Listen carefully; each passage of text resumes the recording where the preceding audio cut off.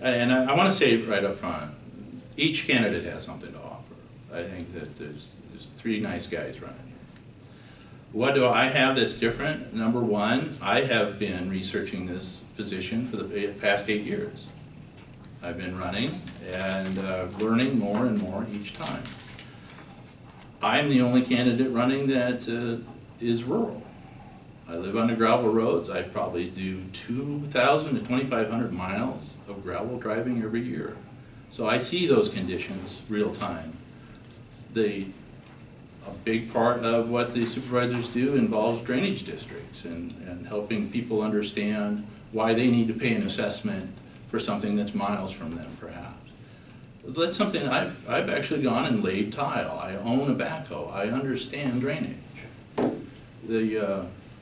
One of the things that I think is really important, because the district that's up for election is called the rural district. It's the most rural acres of the 3 districts.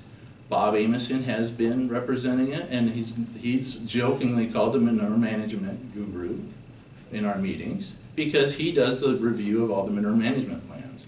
Why? Because he's from an agricultural base.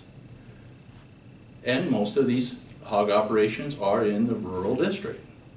Now, I used to raise hogs. I used to spread manure myself. So if anybody needs to be able to understand what these forms mean and what the application rates mean and how many acres maybe are necessary for each confinement union, I'm ready to go with that. I understand those things. So I think I am the best fit for replacing the supervisor that's stepping down because of my rural roots, the fact that I don't live in a city. I don't have that sense of, oh, he's from that town or he's from this community and he's going to do everything for them. I live where the school districts come together out south of Clear Lake. Where I live is the actual line. This side is Rocco-Swelldale, this side is Clear Lake, a couple miles over it becomes Gardner, Hayfield, Ventura. I'm that remote. And I think that gives me a good sense of fairness. I see the whole county as my hometown, not Thornton or Clear Lake, or Swelldale's actually the town I'm closest to.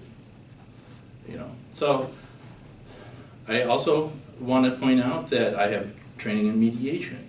That's something that Bob had, and something that I really think is important. I've been trained by Toastmasters International in leadership. I actually served as the district governor, which is the highest office in the state. I led the state, basically, Toastmaster Association. And so I learned from that the importance of listening. And that's what I see when people come to meetings and they have something on their chest. They want to be heard. They understand that not every time it's going to go their way, but they want to be heard. And I find that is maybe the most important thing of leadership, is taking the time to listen.